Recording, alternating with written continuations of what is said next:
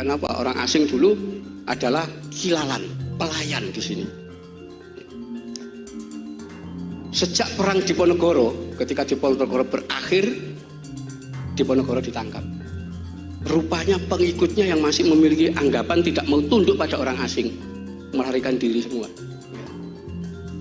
Daerah Jawa Timur, dari wilayah Mataram sampai Banyuwangi, itu adalah pengikutnya Diponegoro semua. Lari. Jawa Barat juga lari ke sana. Dan kemudian tokoh-tokoh itu banyak yang mendirikan pesantren-pesantren baru, ya, dan kemudian menyebarkan kebencian terhadap Belanda. Nah, menghadapi itu Belanda sadar gak mungkin diatasi dengan senjata. Kenapa?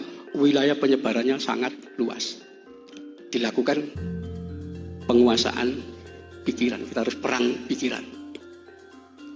Itulah mulai disusun cerita-cerita hegemonik versi Belanda. 2 tahun setelah perang Diponegoro tahun 1832, ya, dalam satu laporan disusunlah Babat Kediri. Ya. Ini aneh bener ini. Babat ini diperintahkan oleh Mas Ngabei Purbowijoyo, seorang beskal, jaksa, ya, Belanda. Dia mengatakan mendapat perintah, ya, dari pemerintah, ya, dari atasan untuk menyusun Babat Kediri. Kemudian dia menyatakan mendatangi dalang wayang krucil namanya Ki Dermokondo. Ya. Bagaimana cerita tentang sejarah Kediri? Ki Dermokondo mengatakan, saya itu hanya dalang wayang krucil. Saya hanya bisa menceritakan cerita tentang wali-wali, cerita tentang cerita Menak dan seterusnya. Tapi sejarah Kediri tidak tahu. Nah, untuk mengetahui sejarah Kediri, saya punya teman, seorang jin namanya Butolucoyo. Ya. Mas Ngabei Purbowijoyo bertanya, bagaimana cara mewawancarai jin temanmu itu? Ya. Melalui ada pembantu saya namanya Ki Sondong. Dia nanti akan kesurupan jin Butolucoyo. Ya sudah, datangkan. Ya, kita enaknya itu kalau meneliti tulisan Belanda itu begitu. Jadi ada laporan bagaimana proses itu terjadi. Didatangkanlah Ki Sondong, habis itu dilakukan upacara, ya, dan Ki Sondong kesurupan rohnya jin Butolucoyo. Cerita semua ditulis. Inilah yang kemudian disebut Babat Kediri. Ya, diterbitkan tahun 1850. Itu. Jadi cerita sejarah versi jin. Jelas bikinan Belanda ini. Di situ ya dijelek-jelekan, namanya Sunan Bonang, Sunan Giri, dakwah Islam, semuanya jelek. Ya. Kenapa? Yang bikin Belanda kok. Tahun 1850-an ada seorang misionaris namanya Ki Tunggul Wulung. Ya. Nama aslinya Abdullah. Ya. Asalnya dari Juwonopati. Ya, saking melaratnya dia masuk Kristen. Ya. Kemudian dia belajar Kristen di Mojowarno, dibina oleh Jelesma. Itulah kemudian dia pindah ke Kediri. Ya. Dakwah di Kediri, dia membaca Babat Kediri. Ya. Lalu mengambil cuplikan Babat Kediri, sebagian, kemudian dia susun menjadi sebuah tembang. Yang diambil ya yang menjelekkan Sunan Bonang, yang menjelekkan Islam, menjelekkan Sunan Giri itu. Ya. Tembang yang diambil dari Babat Kediri itulah yang diberi judul Serat Darmo Gandul. Ya. Jadi sumbernya dari Belanda tadi. Serat Darmo Gandul. Nanti ditulis lagi Suluk Gatholoco. Ya, gitu. Belanda lagi membuat kronik Sampukong. Ya, yang katanya dalam penggerbekan kelenteng Sampukong di Semarang itu ada naskah 5 cikar ketika diangkut. Ya, itu nanti akan muncul. Presiden Portman itu membuat kronik kelenteng Sampukong yang menceritakan bahwa Wali Songo itu adalah orang-orang Cina yang dikirim oleh Kaisar Cina untuk menghancurkan Mojopahit. Ya, di situ. Jadi nama-nama wali-wali itu Cina semua. Nah, ini saya pernah melacak ini. Ya. Sampai informasi menyatakan naskah kronik dari kelenteng Sampukong itu disimpan di Museum Rijksweg di Den Haag. Saya sempat ke sana, ternyata bohong semua. Sampai saya sempat tahun 80-an itu menemui De Graaf. Ya, tanya, dia jawabannya cuma satu. Ya.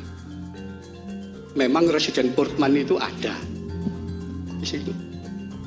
Saya langsung ke Arsip Nasional. Saya buka ya, Almanak van Nederland India.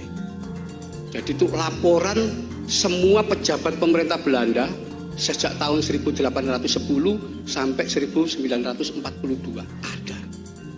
Ya, mulai residen, bupati, ya, patihnya siapa, Wedono itu ada semua di situ laporannya. Saya cari ternyata nggak ada nama Residen Portman itu. Jadi naskahnya sudah tidak ada, Residen Portman juga tidak ada. Akhirnya dari kronik itu lahirlah tulisan Slamet Mulyono. Ya jelas, beliau orang Katolik kok, mesti negatif menilai. Sekarang dimunculkan lagi Damar Sasongko, ini anak agamanya Buddha ini. Nah itu negatif nilai itu, memakai naskah Belanda. Dan yang fatal, tahun 1860 Belanda mengeluarkan satu kronik namanya Kidung Sunda. Ini dibikin di Bali, membuat sebuah cerita seolah-olah Gajah Mada itu pernah membunuh Raja Sunda dan pasukannya dalam peristiwa Bubar. Tidak ada ini dalam sejarahnya.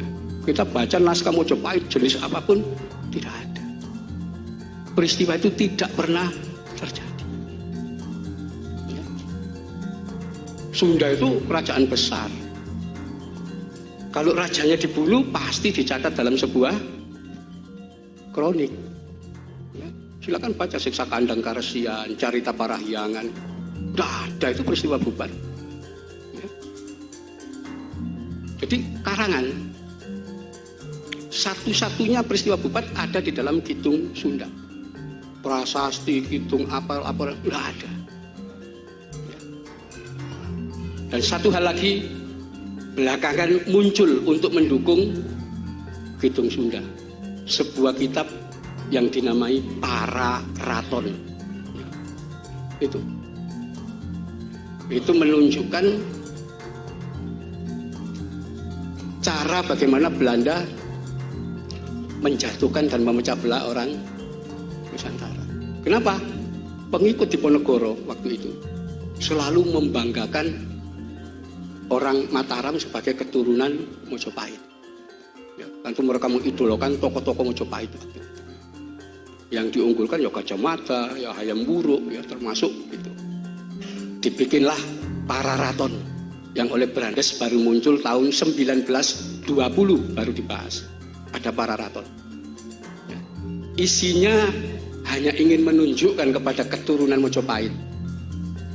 Nenek moyangmu yang namanya Ken Angrok. Ya. Nama itu nggak pernah kita dapati di prasasti manapun. Ya. Nggak ada, itu nama bikinan. Bahwa tokoh yang namanya Ken Angrok ini adalah anak haram, penjahat, ya. Orang yang licik, kejam dan luar biasa. Fiktif itu cerita itu nggak ada.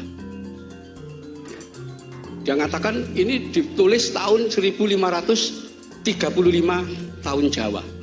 yang sama dengan 1613 Masehi. Kalau Pararaton ditulis pada masa itu masa awal kekuasaan Sultan Agung. Pujangga Mataram pasti tahu naskah itu. Sekalipun nanti pecah menjadi Surakarta dan Jogja, Pakualaman sampai Mangkunegaran, pasti mereka pujangga-pujangganya pasti tahu naskah itu. Ternyata nggak ada yang tahu naskah itu. Brandeslah yang tahun 1920 menyatakan naskah Pararaton untuk menunjukkan leluhurnya Raja Jawa itu Kenangrok. Itu dan itu diyakini oleh orang kita betul. Jawa Barat itu sampai sekarang nggak ada jalan Gajah Mada, jalan Hayam Buruk. Kenapa? Terprovokasi oleh naskah kolonial ini. Jadi itu kita harus waspada betul melihat ini dari mana ini ya. Karena saya belajar sejarah itu tidak sekedar menerima sumber. Pikiran saya itu sumber data itu harus seperti hadis, harus jelas itu, sahih atau dhaif. Padahal saya kejar dari mana ini? Kolonial, ternyata naskah kolonial banyak sekali naskah kolonial. Ya.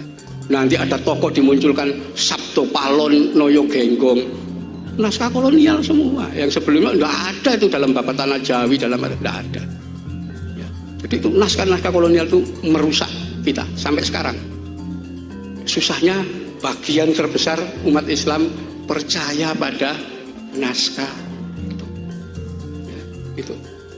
Nah, karena itu kita harus mulai memiliki frame baru ya, untuk melihat sejarah.